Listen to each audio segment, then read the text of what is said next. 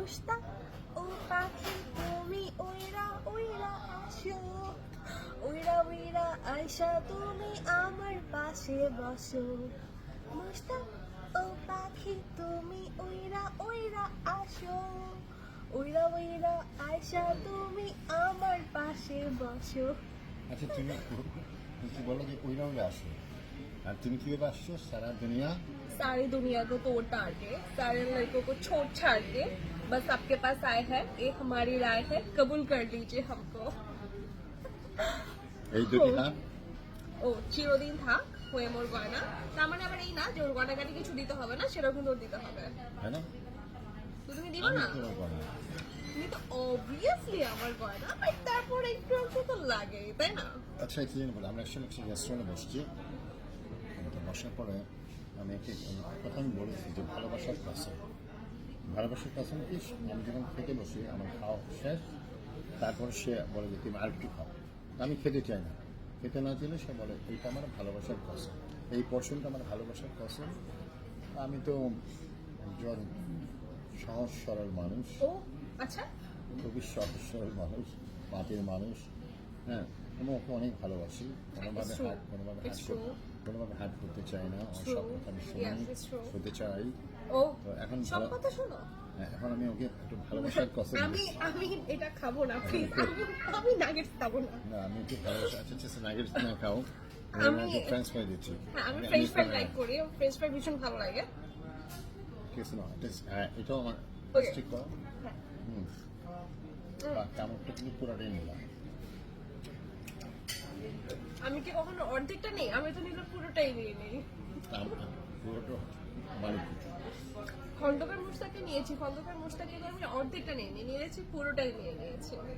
যাক আমাদের অ্যাকচুয়ালি কি আমি একটা কথা বলি আমি সবাইকে বলি যে একটা মানে বৃহৎ গণ্ডিতে ছিলাম আমিও ছিলাম সেও ছিল কিন্তু এখন আমাদের গণ্ডিটা অনেকটা ছোট হয়ে আসছে আমরা সংসার করছি আর সংসার কেমন জানেন অনেকে টোনাটনির সংসার টোনাটনির সংসার দিনের শুরু হয় দুজনকে দিয়ে দিনের শেষও দুজনকে দিয়ে প্রতিটা মুহূর্তে আমরা একসাথে আছি অনেক ভালোবাসায় অনেক আস্থা সুখে নিয়ে মাঝে মধ্যে একটু মান অভিমান হয় ও রাগ করে বেশি, আমি তো অনেক মানে ইনোসেন্ট, আমি অ্যাকচুয়ালি অনেক কম বুঝি।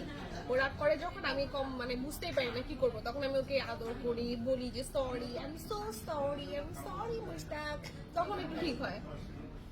তাই আমার কিন্তু আমরা রাগ খুবই কম, আমি রাগই করতে জানি না। এটা খুব ভালো কথা আছে না বলে কথা রাগ অভিমান সে তো হৃদয়ের রিটার্ন ও আচ্ছা রাগ অভিমান সেটি হৃদয়ের রিটার্ন আচ্ছা, অনেক সময় আছে না একটু একটু একটু এক্সেপশন দরকার আছে লাইফে একটু কি বলে একটা ব্রেক দরকার আছে তো ওই জন্য একটু যে স্পিরিটে আমাদের ভালোবাসা চলতে সেখানে একটু ব্রেক ওকে। তো আমরা অনেক ভালো আছি, অনেক হ্যাপি আছি, একসাথে আছি। আমার ভীষণ ভালো লাগে তাকে, তার কথা শুনতে, তার ব্যক্তিত্বপূর্ণ জীবন দেখতে, তার পাশে থেকে যে আমি তার সাহায্য করতে পারছি, এটাই আমার কাছে আরেকটা সব থেকে বিষয়, বড় পাওয়া। হ্যাঁ বলো।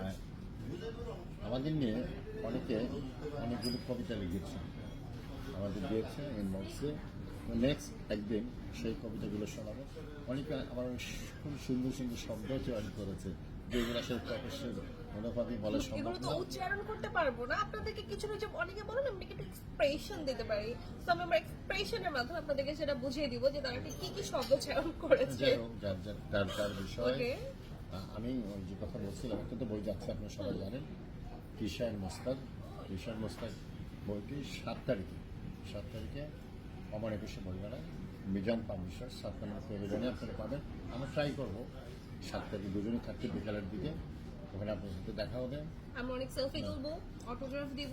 আর কবিতার যে বইটি এটা অনেক আগে লিখেছিলাম যখন ওর সাথে আমার তো সেই বই না হলো কিশার তোমার জন্য ওইটার প্রচ্ছদে অনেকটি ছবি রয়েছে ওখানে একটি কবিতা রয়েছে আমি জাস্ট কবিতাটা হলো তোমাকে আমি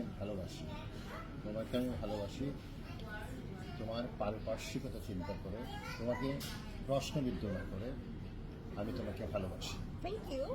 ভালোবাসা হলো মনের উপর নিয়ন্ত্রণহীন একটি অনুভূতি সেই অনুভূতিতে আমি তোমাকে ভালোবাসি। Thank you.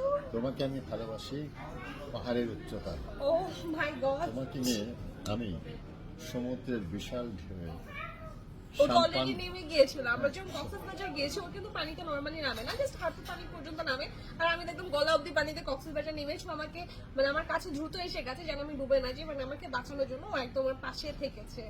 O my god, how sweet.